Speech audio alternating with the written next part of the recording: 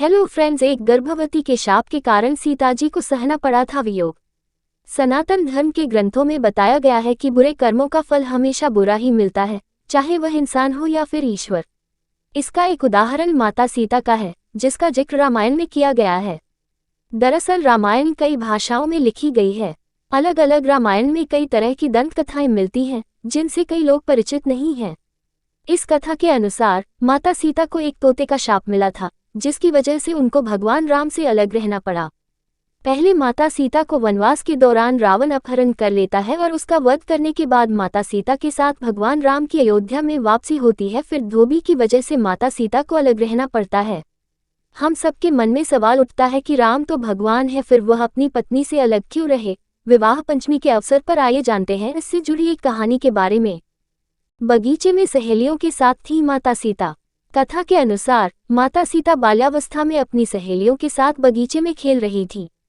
वहीं बगीचे में एक तोता का जोड़ा पेड़ पर बैठा था। तोता का जोड़ा भगवान राम और माता सीता के बारे में बातें कह रहा था। उनकी बातों को सुनकर माता का ध्यान उन पर गया। मादा तोता बोल रही थी कि अयोध्या के राजकुमार राम काफी प्रतापी राजा होंगे, उनसे माता सीता का विवाह होगा। 14 साल राम को वनवास मांगने के पीछे ये राज। तोते की बात सुनकर हो गए थी अंचभित।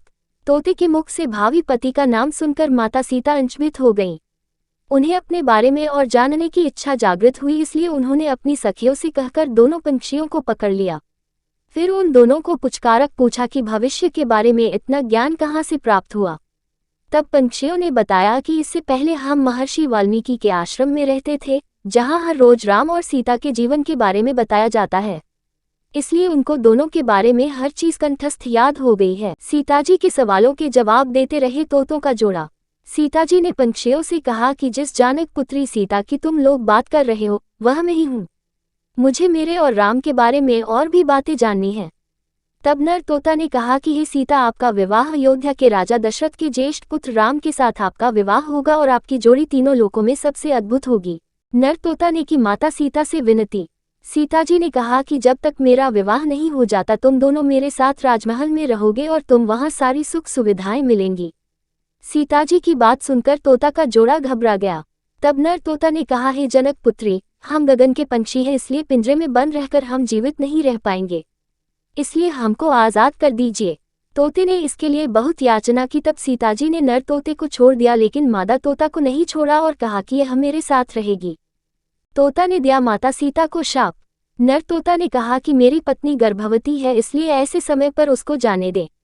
हम दोनों एक दूसरे का वियोग सहन नहीं कर सकते, इसलिए आप मेरी पत्नी को जाने दें। लेकिन सीताजी ने उसकी एक न सुनी।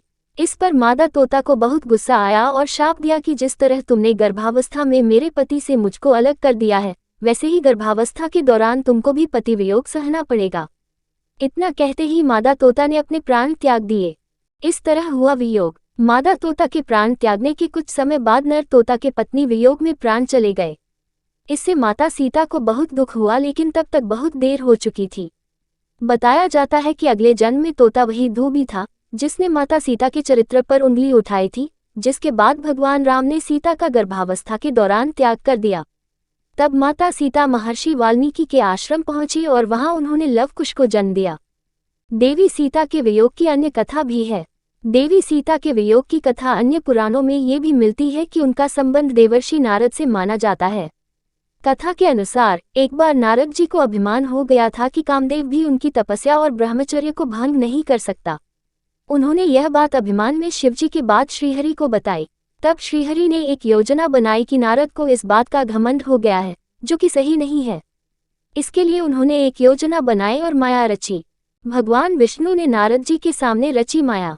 जैसे ही श्रीहरि से प्रणाम करके नारद मुनि आगे बढ़े, तब उनको एक भवन दिखाई दिया, जहां राजकुमारी विश्वमोहिनी को देखकर वह मोहित हो गए। ये सब एक माया थी।